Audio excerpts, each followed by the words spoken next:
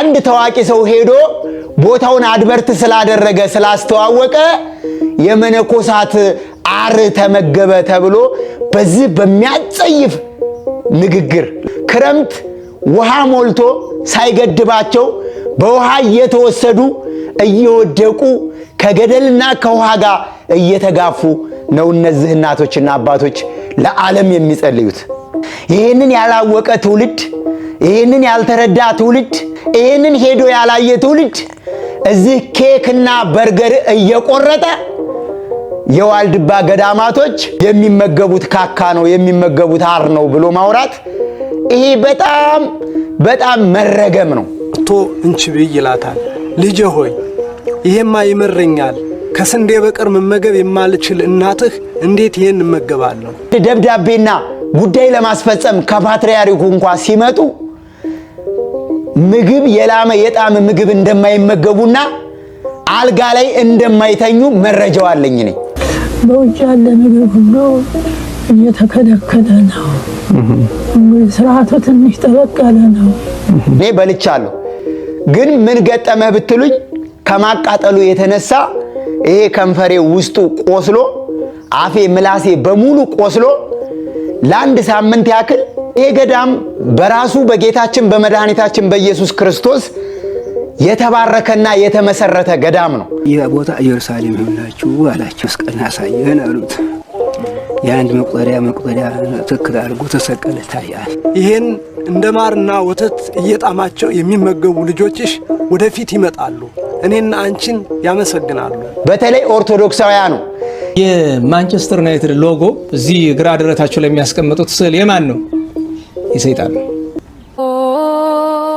ፍጡነ ረድኤት ሩፀተ ነፋስ አውሎ ለዘይጼዋ ከበተወክሎ ጊዮርጊስ ቅረብ ለምሕረት ወለተሳ በስመ አብ ወወልድ ወመንፈስ ቅዱስ አሐዱ አምላክ አሜን።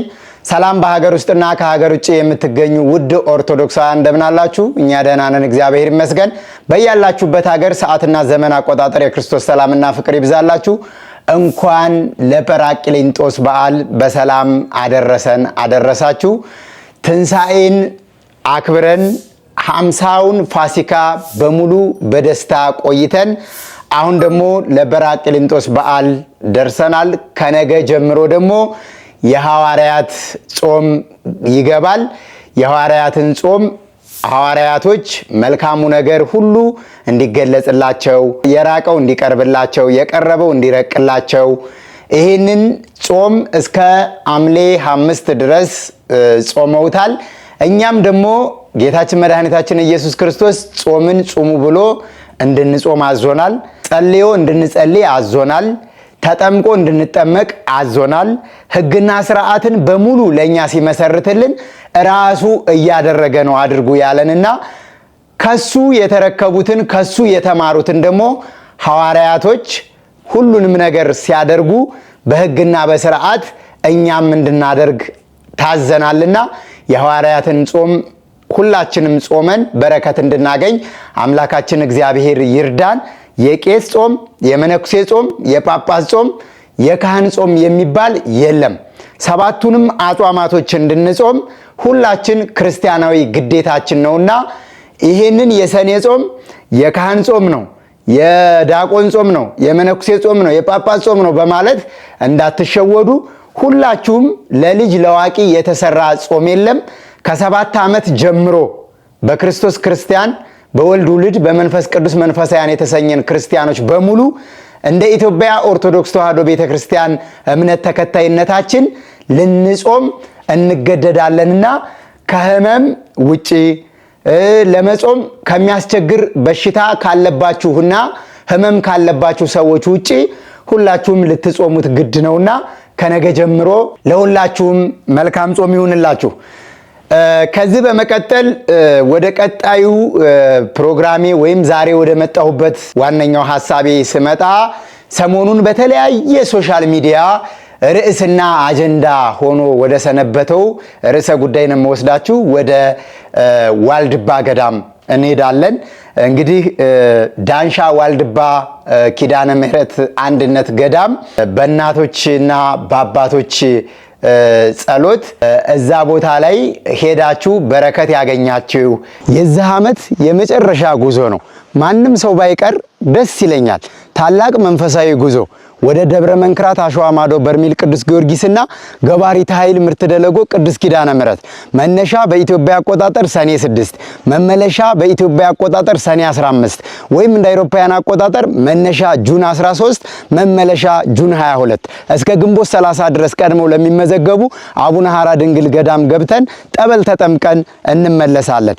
ሁላችሁም የዚህ በረከት ተካፋይ እንድትሆኑ በርሜል ቅዱስ ጊዮርጊስ ለመሄድ መንገዱ ሰላም አይደለም፣ ጸጥታ ችግር አለ ለሚሉ ኦርቶዶክሳውያን አድርሶላቸውና ሁላችንም በአንድ ተጉዘን በአንድ ላይ በረከት አግኝተን እንድንመጣ የቅዱስ ጊዮርጊስ መልካም ቅዱስ ፈቃድ ይሁን እያልን በቅዱስ ጊዮርጊስ ስም ጋብዘናችኋል። መልካም የጉዞ ዝግጅት ይሁንላችሁ። ደጁን የረገጣችሁ የተሳለማችሁ በጣም እድለኞች ናችሁ። እንግዲህ ዋልድባ ዳንሻ ቅድስት ኪዳነ ምህረት አንድነት ገዳም የሚገኘው በሰሜን ጎንደር ሀገረ ስብከት ስር ነው።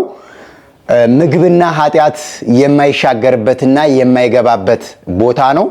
ወደ ዋልድባ ሄደው ለመመንኮስ የሚወስኑ ምእመናንና ምእመናት ወንድም ሆነ ሴት ዋልድባ ገዳም ላይ በረከት እናገኛለን፣ በዋልድባ ገዳም ተመችቶን እንኖራለን ብለው የሚያስቡ ሰዎች አይደለም ወደ ዋልድባ ዳንሻ ኪዳነ ምህረት ገዳም የሚገቡት። ዋልድባ ገዳም ሲታሰብ የጌታችን የመድኃኒታችን የኢየሱስ ክርስቶስ መከራና ስደቱ፣ ግርፋትና ቁስላቱ፣ እንግልቱ የሚታሰብበት ቦታ ነው። ዋልድባ ገዳም ላይ ገብቼ መከራን እቀበላለሁ፣ የክርስቶስን መከራ አስባለሁ። ዓለማዊ ነገር የላመ የጣመ የጣፈጠ ነገር አያስፈልገኝም። ከዚህ በኋላ ስጋዬን አድክሜ ክርስቶስን እያሰብኩ መራራ ሐሞቱን በዕለተ ዓርብ ሲሰቀል የተሰጠውን መራራ ሐሞት በማሰብ ጥማቱን፣ ግርፋቱን፣ መንገላታቱን የክርስቶስን መከራ እያሰብኩ እኖራለሁ ብሎ ወስኖ የሚገባበት ገዳም ነው። እዚህ ገዳም ላይ እናቶችም አባቶችም በተለያየ በዓት አንድነት ገዳም ተብሎ ተሰይሞ በአንድነት በህብረት የሚኖሩበት ገዳም ነው። በተለያየ በዓት የእናቶችም የአባቶችም በዓት የተለያየ ሆኖ ግን የእናቶችም የአባቶችም አንድነት ገዳም ነው። ይሄ ገዳም በራሱ በጌታችን በመድኃኒታችን በኢየሱስ ክርስቶስ የተባረከና የተመሰረተ ገዳም ነው። ይህ ቦታ ኢየሩሳሌም ይሁንላችሁ አላቸው። መስቀል አሳየን አሉት። የአንድ መቁጠሪያ ትክክል አድርጎ ተሰቀለ ታያላችሁ። እናታችን እመቤታችን ቅድስት ድንግል ማርያም በግብፅ ስደቷ ከልጇ ከወዳጇ ከጌታችን ከመድኃኒታችን ከኢየሱስ ክርስቶስ ጋር ገብታ ገዳሙ ላይ ተቀምጣ የባረከችው ገዳም ነው። ጌታችን ተሰዶ በመጣበት ሰዓት ወደ ዋሊ በረሃ በመምጣት እመቤታችን ይህን ገዳም ጌታችን መድኃኒታችን ኢየሱስ ክርስቶስ ለሶስት ጊዜ እንደባረከው የገዳሙ ታሪክ ያስረዳል። እንግዲህ እኔ በትንሹ ነው የምነግራችሁ። የተለያዩ ዶክመንተሪዎች ስለ ዋልድባ ገዳማቶች የኢትዮጵያ ኦርቶዶክስ ተዋሕዶ ቤተክርስቲያን መገናኛ ብዙሃን ኢኦቲሲ ሄዶ ዶክመንተሪ ሰርቷል፣ ዘግቦታል። እንዲሁም ማህበረ ቅዱሳን እዚሁ ገዳም ላይ ሄዶ ዶክመንተሪ ሰርቷል። የተለያዩ ሚዲያዎች በቦታው ላይ ተገኝተው የዚህን ገዳም ታሪክ ሰርተውታል።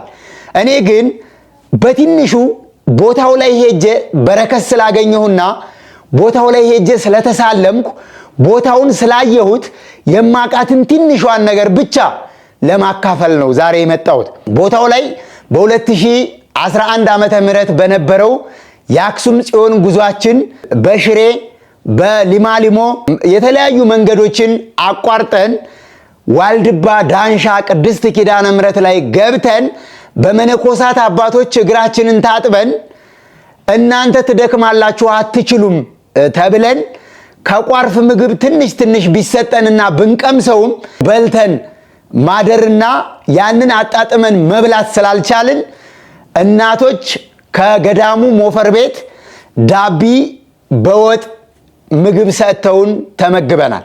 በገዳሙ ላይ የሚኖሩ እናቶችና አባቶች ግን ሁሉ ጊዜ በቀን አንድ ጊዜ 9 ሰዓት ላይ በገዳሙ መጋቢ የተቆነነ አንድ ቋርፍ ነው በቀን የሚመገቡት። መቁነን ይሰጣቸዋል። ገዳሙ ላይ ራሱን የቻለ መለኪያ፣ ራሱን የቻለ መስፈሪያ ለትንሹም ለትልቁም ሳያዳሉ የሚያዘጋጁበትና የሚሰፍሩበት አንድ መቁነን የሚቆንኑበት መስፈሪያ አለ። በዛ ተዘጋጅቶ በቀን አንድ ጊዜ ያንን ነው የሚበሉት።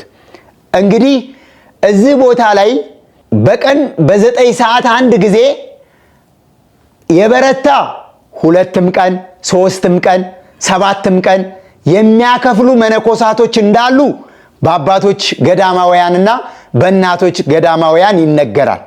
ነገር ግን ገዳሙ ላይ በቁፋሮ በእርሻ ገዳሙን ውሃ በመቅዳት የሚያገለግሉ ከግል ጸሎትና ስግደታቸው እግዚአብሔርን ከሚያመልኩበትና ከሚያመሰግኑት ውጪ በጉልበት ሥራ ውሃ እየቀዱ እንጨት እየሰበሩ ቁፋሮ እየቆፈሩ እርሻ እያረሱ የተለያየ ሥራ እየሰሩ ስጋቸውን እያደከሙ የሚኖሩ መነኮሳቶች በቀን አንድ ጊዜ ይህንን ቋርፍ ምግብ ይመገባሉ።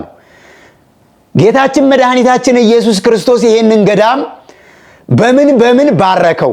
መቼ ባረከው ከተባለ የገዳሙ ታሪክ እንደሚያስረዳው ጌታችን መድኃኒታችን ኢየሱስ ክርስቶስ ከእናቱ ከቅድስት ድንግል ማርያም ጋር ከግብፅ ወደ ኢትዮጵያ በተሰደዱ ጊዜ እናታችን እመቤታችን ቅድስት ድንግል ማርያም ልጇ ወዳጇን ጌታችን መድኃኒታችን ኢየሱስ ክርስቶስን ይዛ በዚህ ገዳም ላይ ባረፈችበት ጊዜ እመቤታችን ቅድስት ድንግል ማርያም በዚህ ቦታ ላይ ከልጇ ጋር በመገኘት ባርከዋለች። ልጇ ወዳጇ ጌታችን መድኃኒታችን ኢየሱስ ክርስቶስም ባርከውታል።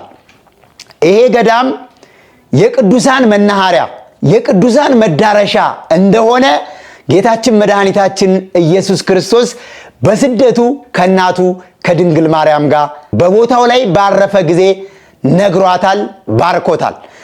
እመቤታችን ቅድስት ድንግል ማርያም እዚህ ቦታ ላይ በደረሰች ጊዜ በዚህ ቦታ ላይ የሚኖሩና በዚህ ቦታ ላይ በኋለኛው ዘመን እኔን ደጅ እየጸኑ የኔም መከራ ስደቴን እያሰቡ የሚኖሩ ቅዱሳን መነኮሳቶች ይሄንን ይመገባሉ ብሎ የቋርፍ ምግብ ለእናታችን ለእመቤታችን ለቅድስት ድንግል ማርያም ጌታችን መድኃኒታችን ኢየሱስ ክርስቶስ እንዳቀመሳት የገዳሙ ታሪክና ገዳሙ ላይ ያሉ መነኮሳን አረጋውያን አባቶች ጭምር ይናገራሉ። እመቤታችን የምትመገበው ምግብ ስታጣ ጌታችን መድኃኒታችን ኢየሱስ ክርስቶስ አንድ ቋርፍ እንችብይ ይላታል። እመቤታችን ቅድስት ድንግል ማርያም ግን እኔ ይህንን እንዴት አድርጌ እበላለሁ? ከእናትና ከአባቴ ጋር ለ3 ዓመት ስኖር እንደዚህ አይነት ምግብ ተመግቤ አላውቅም። በቤተ መቅደስም 12 ዓመት ስኖር መልአኩ ቅዱስ ፋኑኤል ህብስተ መናና ህብስተ ወይን ነው ሲመግበኝ የነበረው። ስለዚህ ይህንን መራራ ነገር መመገብ አልችልም ብላ ለልጇ ለወዳጇ ለጌታችን ለመድኃኒታችን ለኢየሱስ ክርስቶስ ቃል በቃል እንዳነጋገረችው በገዳሙ ላይ ያሉ አባቶች ያስረዳሉ። መጥቶ እንችብይ ይላታል። ልጄ ሆይ ይሄማ ይመረኛል፣ ከስንዴ በቀር መመገብ የማልችል እናትህ እንዴት ይሄን እመገባለሁ? በሁለተኛ ጊዜ ጌታችን መድኃኒታችን ኢየሱስ ክርስቶስ ዋልድባ ገዳምን የባረከው በ484 ዓመተ ምህረት በሰሜን ሸዋ ቡልጋ አካባቢ የሚኖሩ አረጋውያን መነኮሳቶችና ምእመናን ወደ ዋልድባ ይዞ በዛ ቦታ ላይ ባሰፈራቸውና በዛ ቦታ ላይ እንዲቀመጡ ባዘዛቸው ጊዜ ያንን ገዳም የላመ የጣመ አይበላበትም፣ ኃጢአትና ምግብ አይሻገርበትም። ይቺ የተባረከችና የተቀደሰች ስፍራ ነች። የላመ የጣመ የማይበላባት ኃጢአትና ምግብ የማይሻገርባት ብሎ በዛ ቦታ ላይ በ484 ዓመተ ምህረት እነዛን መነኮሳቶች ከሰሜን ሸዋ ቡልጋ ወስዶ በዛ ቦታ ላይ ሲያስቀምጣቸው በዛ ቦታ ላይ እንዲጸልዩ በዛ ቦታ ላይ እንዲኖሩ በዛ ቦታ ላይ እግዚአብሔርን እያመሰገኑ ለዓለም እንዲጸልዩ ሲነግራቸውና ሲያስተምራቸው ያንን ቦታ ባርኮ ቀድሶ ነው ያስረከባቸው። ይሄን እንደ ማርና ወተት እየጣማቸው የሚመገቡ ልጆችሽ ወደፊት ይመጣሉ፣ እኔና አንቺን ያመሰግናሉ። ሌላኛው ሁላችንም እንደምናውቀው የሶስተኛውና የመጨረሻው ጌታችን መድኃኒታችን ኢየሱስ ክርስቶስ ያንን ቦታ የባረከበት ሶስተኛ ጊዜ አባታችን አባ ሳሙኤል ዘዋልድባ የሚባሉትን ጻድቅ አባት ሁላችንም እናውቃቸዋለን። አንበሳን እንደ ፈረስ ገርተው ለአንበሳ እንደ ፈረስ ልጓም አዘጋጅተው በአንበሳ ነው የሚንቀሳቀሱት አባታችን አባ ሳሙኤል ዘዋልድባ። አባታችን አባ ሳሙኤል ዘዋልድባ ጌታችን መድኃኒታችን ኢየሱስ ክርስቶስ ወደዛ ገዳም ይዞ ሄዶ ገዳሙን ሲያስረክባቸውና ገዳሙ ላይ ወስዶ ሲያሳያቸው ጌታችን መድኃኒታችን ኢየሱስ ክርስቶስ ለሶስተኛ ጊዜ ለአባታችን ለጻድቁ ለአባ ሳሙኤል ዘዋልድባ ባርኮ ነው የሰጣቸው። ዛሬስ ቢሆን የቅዱሳኑ ጸሎት፣ ዛሬስ ቢሆን የቅዱሳኑ ቃል ኪዳን አልቀጠለም ወይ? ጸሎቱ ተቋርጧል ወይ? ቡራኬው ተቋርጧል ወይ? ከዓለም ተለይተው ከምግብ ርቀው የላመ የጣመ ሳይበሉ በቀን አንድ ጊዜ ይሄንን ከንፈር የሚገለስስ ምላስ የሚቆርጥ በጣም መራራና የሚያቃጥል የሆነ አንድ ቀን የላመ የጣመ ሳይበሉ በቀን አንድ ጊዜ በመቁንን ተሰፍሮ እሱም እንዳይበዛ ከሚያቃጥል በርበሬና ከጨው ጋር ተደባልቆ በቀን አንድ ጊዜ ይሄንን ተመግቦ መኖር አንድ ታዋቂ ሰው ሄዶ ቦታውን አድቨርት ስላደረገ ስላስተዋወቀ የመነኮሳት አር ተመገበ ተብሎ በዚህ በሚያጸይፍ ንግግር ስለ ንግግሩ ይቅርታ ሰዎች ስላሉ ነው ይሄን የደገምኩት። ተመገበ ይባላል ወይ? አይባልም። ይሄ እጸጽ ነው፣ ነውር ነው።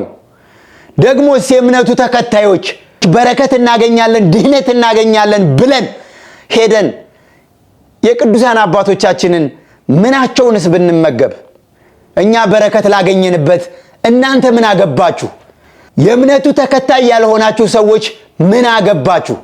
እኔ ቦታው ላይ በሄድኩበት ጊዜ የገጠመኝን ነገር ልንገራችሁ።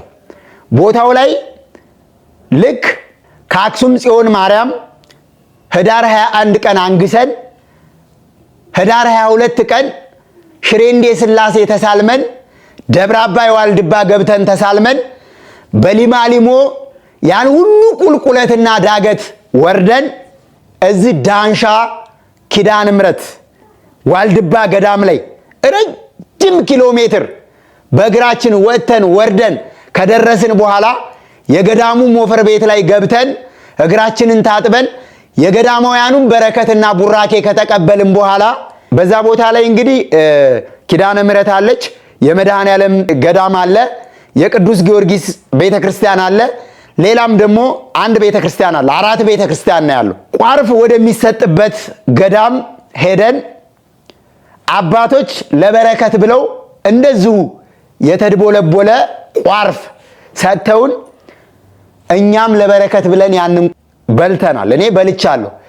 ግን ምን ገጠመህ ብትሉኝ ከማቃጠሉ የተነሳ ይሄ ከንፈሬ ውስጡ ቆስሎ አፌ ምላሴ በሙሉ ቆስሎ ለአንድ ሳምንት ያክል እንጀራ አኝኬ መዋጥ በጣም ተቸግሬ ፈሳሽና ለስላሳ ነገሮችን ነው ስጠቀም የነበረ በሶ ጨምሮ ማለት ነው።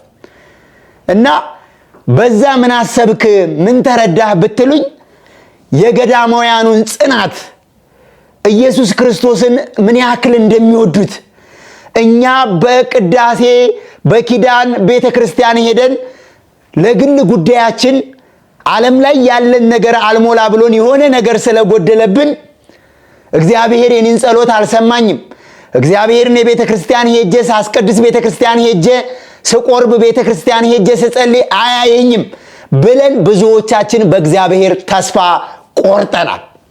ዋልድባ ዳንሻ ገዳም ላይ የሚኖሩ እናቶችና አባቶች ግን የሞቀ ቤታቸውን ከሀብታም ቤተሰብ የተወለዱ ሀብትና ንብረታቸውን ንቀውና ትተው ኢየሱስ ክርስቶስ ለኔ የከፈለልኝን ዋጋ ማሰብ አለብኝ ብለው ገዳም ላይ ጥሩ የሆነ መኝታ ሳይኖራቸው ቀን በለበሱት ልብስ እያደሩ የላመና የጣመ ምግብ ሳይበሉ ክርስቶስ በዕለተ ዓርብ ለኔና ለናንተ የከፈለውን ዋጋ በትንሹም ቢሆን እናስበው ብለው ነው አርያ ሆነው ለኛ እንድንማርበት ትውልድ እንዲድንበት አገር ከዚህ መከራ እንድትወጣ ከቆሙ ሳይቀመጡ ከዘረጉ ሳያጥፉ ዋልድባ ገዳም ላይ የሚጸልዩት አባቶቻችን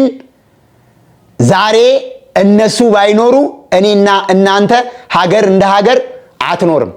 ለምን ካላችሁ ለሀገር ስለሚጸልዩ፣ ለወገን ስለሚጸልዩ፣ ለሕዝብ ስለሚጸልዩ፣ ስለ ወንዝ ሙላት ስለሚጸልዩ፣ ክረምት ውሃ ሞልቶ ሳይገድባቸው በውሃ እየተወሰዱ እየወደቁ ከገደልና ከውሃ ጋር እየተጋፉ ነው እነዚህ እናቶችና አባቶች ለዓለም የሚጸልዩት። ይህንን ያላወቀ ትውልድ፣ ይህንን ያልተረዳ ትውልድ፣ ይህንን ሄዶ ያላየ ትውልድ እዚህ ኬክና በርገር እየቆረጠ የዋልድባ ገዳማቶች የሚመገቡት ካካ ነው የሚመገቡት አር ነው ብሎ ማውራት ይሄ በጣም መረገም ነው። መረገም። እውነቴን ነው የምነግራችሁ። በዋልድባ ስም የሚጠሩ ወደ 7 የሚጠጉ ገዳማቶች አሉ። በዋናነት የሚታወቁት 3 እና 4 ገዳማቶች ናቸው። ስቋር ዋልድባ፣ አብረንታንት ዋልድባ፣ ዳንሻ ዋልድባ። እነዚህ በዋናነት ዋልድባ ሲነሳ ይታወቃሉ። ግን ደብረ አባይ ዋልድባ፣ ሌላም ዋልድባ የሚባሉ በዋልድባ ስምና በአባ ሳሙኤል ዘዋልድባ ስም የሚጠሩ ብዙ ገዳማቶች አሉ።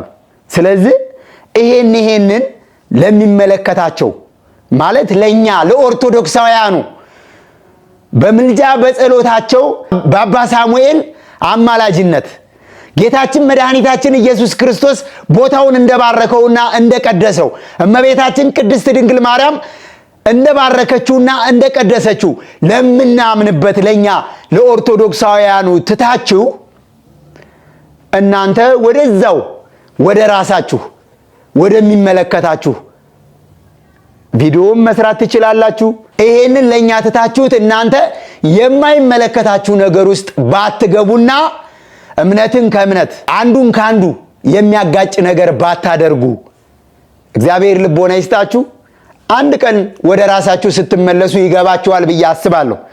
ለማንኛውም ኦርቶዶክሳውያኑ ቋርፍ ከምን ይዘጋጃል ካላችሁ ቦታው ላይ በሄድኩ ጊዜ እንደጠየቅኩትና አባቶች እንደነገሩኝ በተለያዩ ቪዲዮዎችም አባቶች እንደገለጹትና እንዳስረዱት የመጀመሪያው እዛው ቦታው ላይ ከሚበቅሉ እጽዋቶች ጣበሌ ከሚባልና ገመሎ ከሚባል 2 እጽዋቶች፣ ሶስተኛው ደግሞ የድንች ስር የሚመስል ስር ካለው ቦታው ላይ ከሚበቅሉ እጽዋቶች እንደሚዘጋጅ እንዲሁም ይሄ እጽዋት በጣም መራራ ከመሆኑ የተነሳ ተቆፍሮ ተምሶ ስሩ ከወጣ በኋላ ለ7 ቀን ይሄ መርዛማና መራራ ነገሩ እንዲወጣ ለ7 ቀን እንደሚነከርና እንደሚዘፈዘፍ እስከ 13 ቀን እስከ 15 ቀን ከ7 ቀን በኋላ ግን ያንን ፈትገው አጠንፍፈው ከዛም በጎላ በድስት ቀቅለው ያንን አጠንፍፈው እንደገና አስጥተው አድርቀው እንደሚያዘጋጁት አባቶች ነግረውናል። ሌላኛው ደግሞ እዛው ገዳሙ ላይ ከሚበቅል ሙዝ ሙዙ ካፈራ በኋላ ሳይበስል ሙዙን ቆርጠው ቀጥፈው ቀቅለው ልጠው እንደገና አድርቀው እንደሚያዘጋጁትም በቦታው ላይ የጠየቅናቸው አባቶች ነግረውናል። እኔ በዛን ጊዜ ስለ ዋልድባ ገዳም ምንም አይነት ግንዛቤና ዕውቀት አልነበረኝም። ወደ ሚዲያም የመጣሁበት ጊዜ አልነበረም። ሚዲያ ተጠቃሚም አልነበርኩም። የሚዲያ አገልግሎት ላይም ጭራሽ አልነበርኩም። በዛን ጊዜ እኔ ሚዲያ ላይ የመስራትም ፍላጎቱም ዕውቀቱም ችሎታውም ምኑም አልነበረኝም፣ ህልሙም አልነበረኝም። እንደዚህ ተችና ስማርት የሆነ ስልክም አልነበረኝም።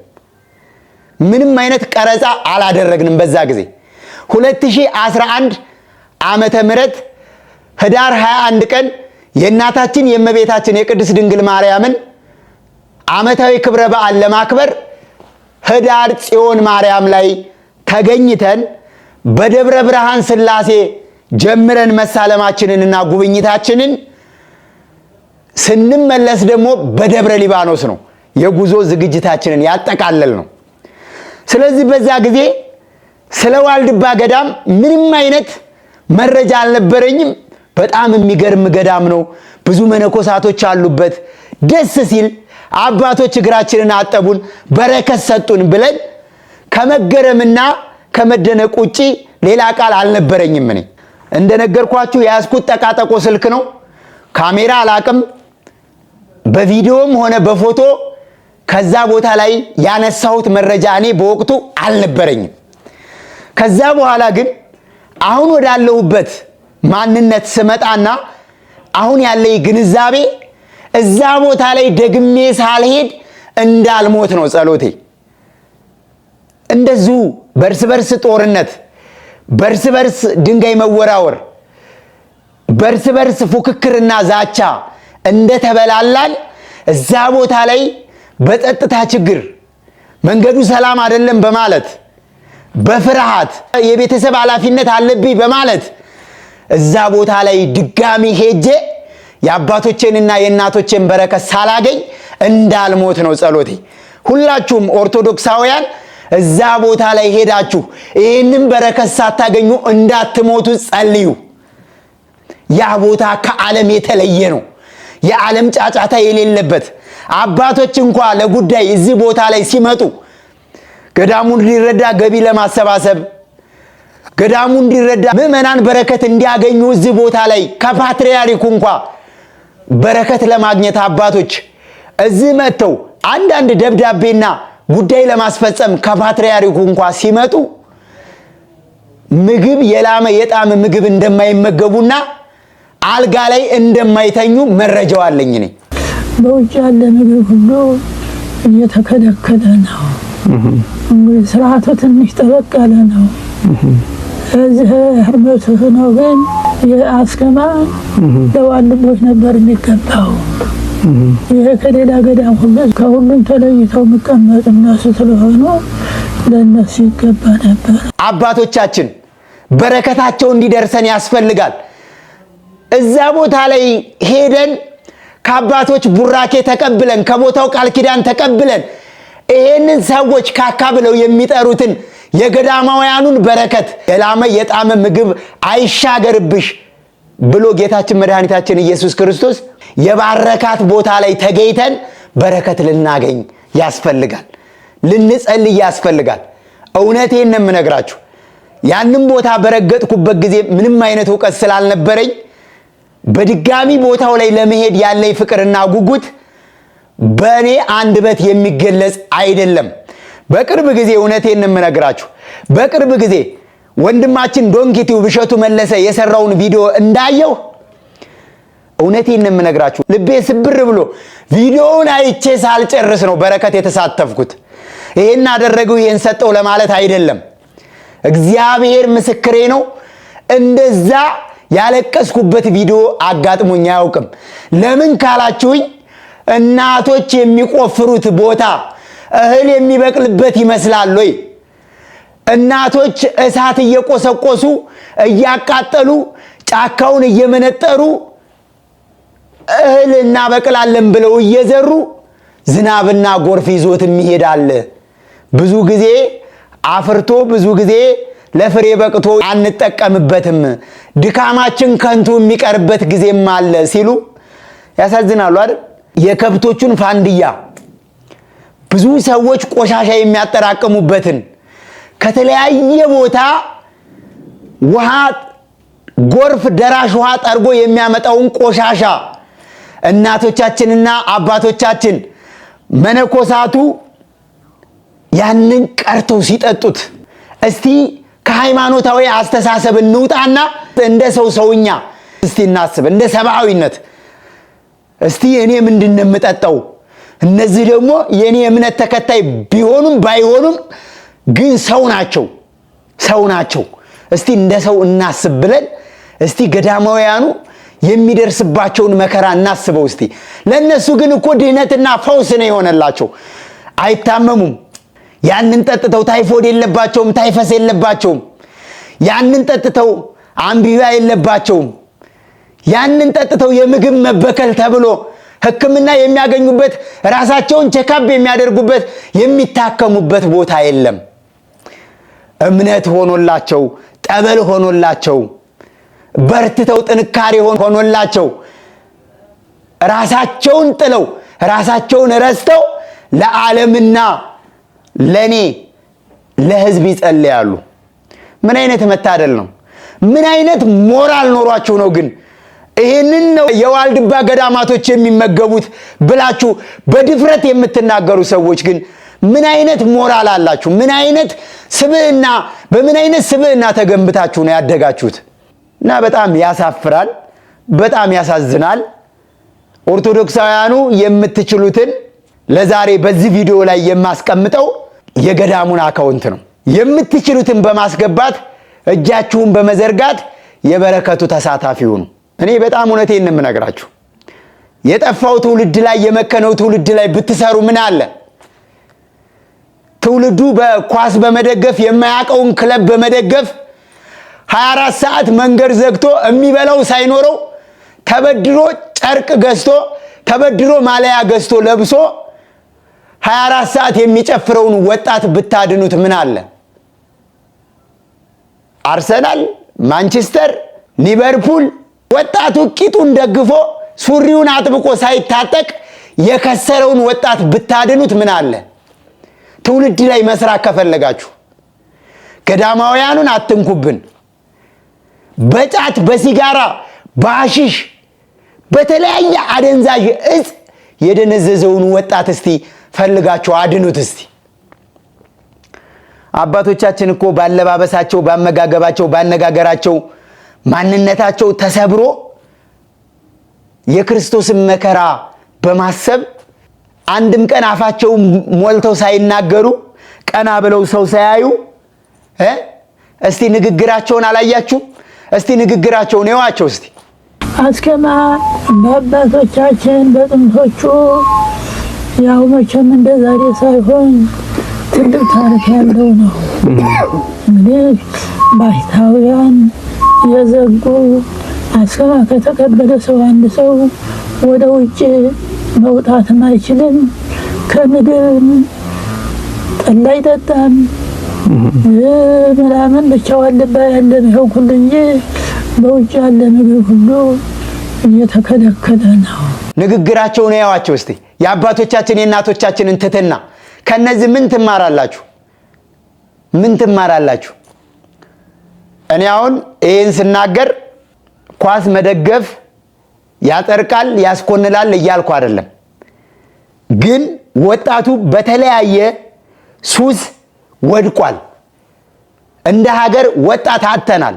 እንደ እምነት ቤተክርስቲያን ቆሞ የሚያስቀድስ ቤተክርስቲያን ቆሞ የሚያገለግል ዲያቆን የሚሆን ካህን የሚሆን እንደ ትውልድ እንደ ቤተክርስቲያን እየጠፋ እየከሰርን ነው ያለ ነው። ለምን?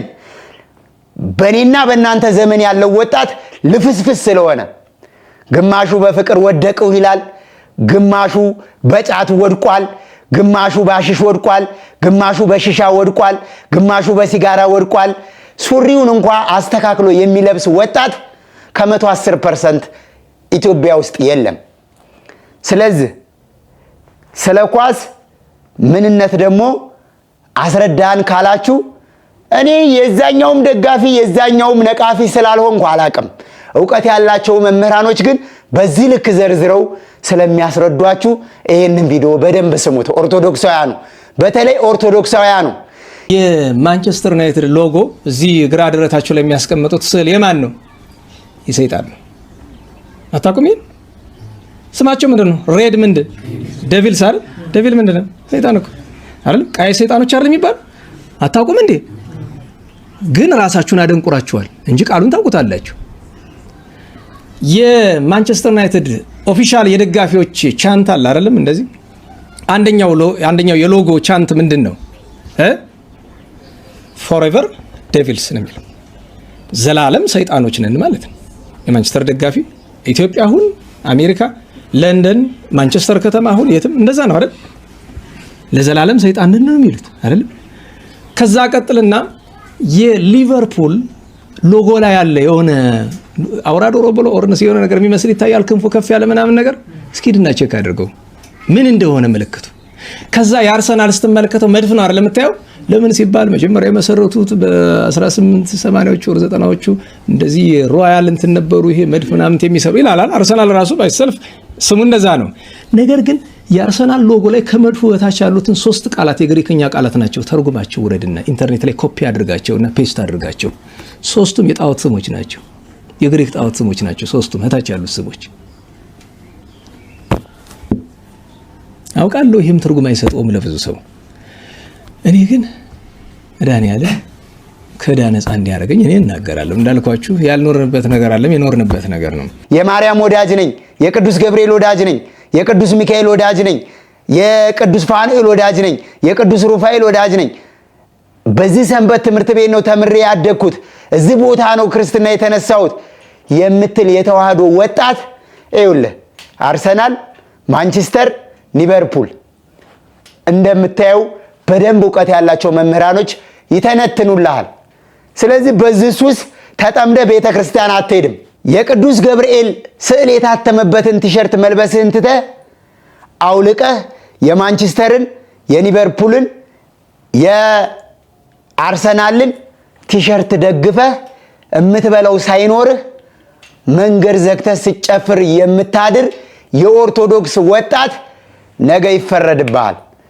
እንዴት ይፈረድብኛል ካልክ ከነጫማ ቁጥሩ እሱን አውቀህ ቅዱሳኑን ባለማወቅህ በደንብ ይፈረድብሃል። ዕውቀት ያላቸው መምህራኖች እንደዚህ ያስረዱሃል። ስለዚህ እኔ አልደግፍምም አልነቅፍምም። ጽድቅ ነው ወይ ኩነኔ ብትለኝ የምሰጥህ የመጽሐፍ ቅዱስ ምዕራፍና ቁጥር የለኝም። ነገር ግን አባቶቻችንንና ቤተ ክርስቲያንን የምትነኩ ከቤተ ክርስቲያናችንና ከአባቶቻችን ላይ እጃችሁን አንሱልን እንላለን። ዛሬ በዚህ ቪዲዮ ሁላችሁም የተዋህዶ ኦርቶዶክሳውያን ልጆች ለዋልድባ ዳንሻ አንድነት ገዳም የምትችሉትን እጃችሁን ዘርጉ። ኤልሻዳይ በጎ አድራጎትና መንፈሳዊ የጉዞ ማህበር ሰኔ 6 መነሻ፣ ሰኔ 15 መመለሻ ወይም እንደ አውሮፓውያን አቆጣጠር ጁን 13 መነሻ፣ ጁን 22 መመለሻ ወደ ደብረ መንክራት ታምረኛው ጠበል አሸዋ ማዶ በርሜል ቅዱስ ጊዮርጊስና ገባሪተ ኃይል ምርት ደለጎ ቅድስት ኪዳነ ምሕረት እንዲሁም እስከ ግንቦት 30 ቀድመው ትኬት ለሚቆርጡና ለሚመዘገቡ ገዳመ ሆነያት አቡነ ሐራ ድንግልና ቅድስት ኪዳነ ምሕረት ገዳም ላይ ገብተን የራሳቸው መካነ መቃብር ላይ የሚወጣውን እምነታቸውን ተቀብለን በተለይ በዚህ ዘመን ከካንሰር፣ ከኩላሊት፣ ከጨጓራ፣ ከጉበት፣ ከተለያየ በሽታ ምእመናንና ምእመናት እየዳኑና እየተፈወሱ ያሉበትን ጸበላቸውን ተጠምቀን ጠጥተን በእምነታቸው ተሻሽተን በቃል ኪዳናቸው ተባርከን እንመለሳለን።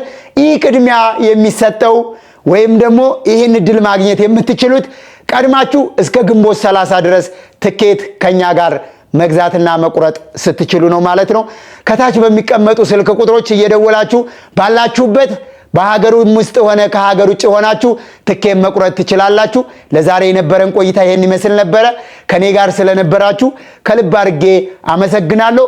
ገዳማውያኑ እናቶቻችንና አባቶቻችን ቋርፍ ከምን እንደሚሰራ ከምን እንደሚዘጋጅ በደንብ አድርገው በቪዲዮ አሳይተውናል። ቦታው ላይ እስከምትደርሱ ድረስ በያላችሁበት ሆናችሁ በዛ አካውንት ገቢ በማስገባት የበረከቱ ተካፋይ ሁኑ።